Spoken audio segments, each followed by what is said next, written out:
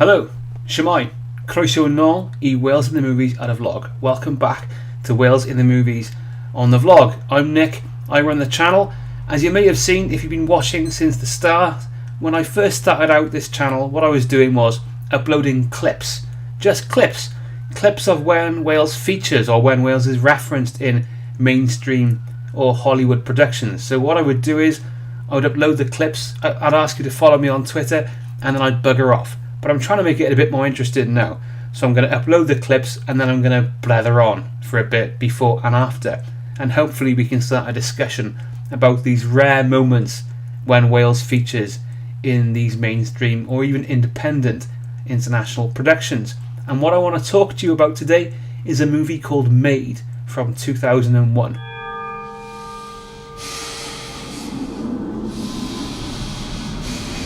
The important thing to say about Made is that it's an obscure film, it's an independent film, not a Hollywood movie, but also it's written and directed by the same guy, and that guy is Mr. Jon Favreau.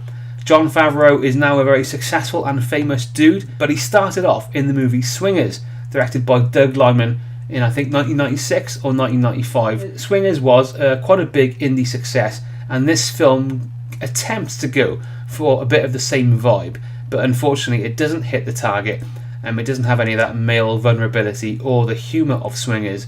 In fact, it goes for male mobster machismo, and it kind of falls flat. Anyway, about Jon Favreau, he then went on to direct a movie called Elf with Will Ferrell, and also Zathura, which was I think a CGI heavy fantasy film, neither of which were great successes.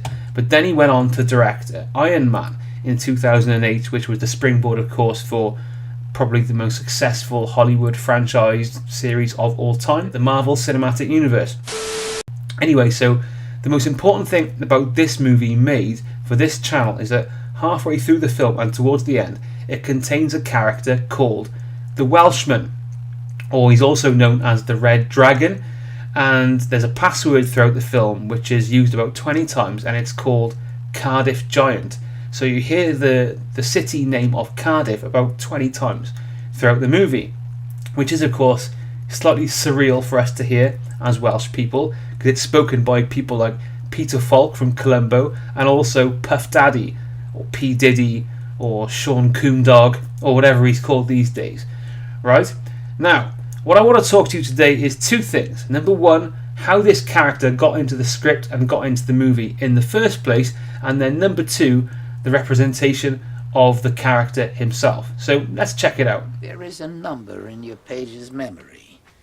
It is a car service. If they call you up and they ask you the account, you say Cardiff Giant. Cardiff Giant? Just check the list, Cardiff Giant. Yeah, maybe you want to try the China Club. So you making a drop? Nah, he's making contact. That's the Welshman. What's his name? Breeze don't like to use names on cell phones, so he calls him the Red Dragon, but that's just between us. On the low. You must be the Red Dragon, huh? The name's Tom. Yeah. So where's the Red Dragon's lair? Where do you call home? Where do you lay your head down? Home, Glasgow. Glasgow. Yeah. And where exactly might that be? That's Scotland. Scotland. But how come the word on the street is that you're Welsh, my man? There's a buzz going around about you being Welsh. Enough of the introductions. I want you to meet somebody. Now, Tom, the Welsh dude, he don't do nothing but dabble a little bit. He's small time. Maxie had me hook up this loan back with him through an Austrian passbook account. Come here. Yeah. Now, here's the plan. Take the money to the Welshman. He's going to check it. He's going to hand you his marker, and you're done.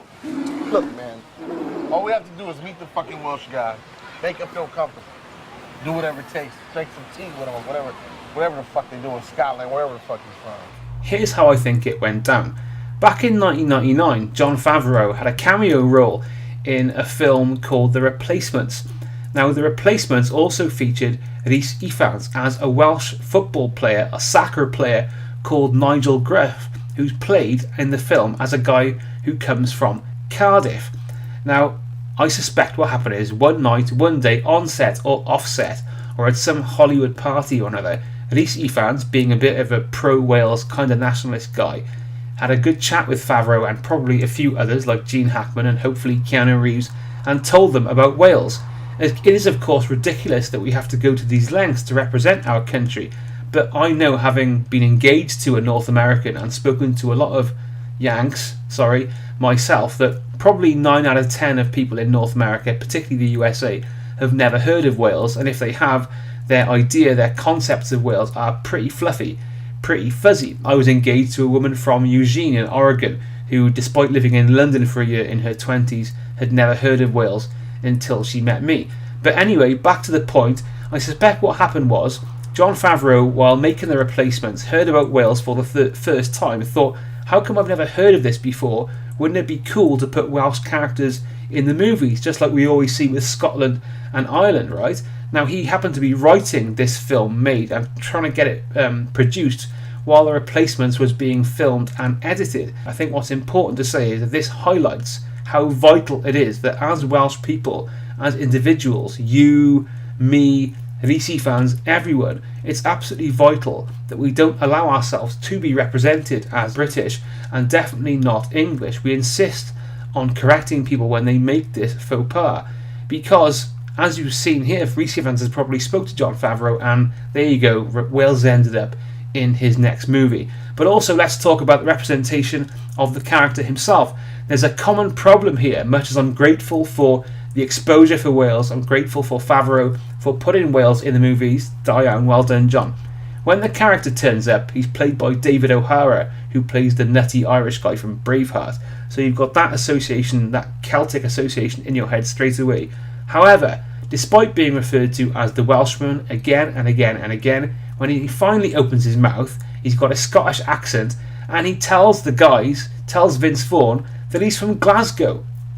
So it's no surprise when you see that Wales is represented in such movies. The idea of Wales internationally is always kind of confused and fuzzy and pan-Celtic, like it was back in the 1940s with John Ford's How Green Was My Valley. So later on in the movie, despite being referred to as the Welshman 20 times, they then call him the Scotsman, they call him the Brit, they call him the English guy, and then they call him the Limey, which is an American slang term for English/British people. So we've got a same problem that's cropping up again and again with the representation of us Welsh as being some kind of generic pan-Celtic country that doesn't have any real clear distinction. The other problem, or maybe it's a saving grace in this case, is that the movie flops. Like, no one has ever seen this film. I'd never heard of it until I started digging around on Twitter the other day, so thanks very much to the dudes who pointed me in its direction.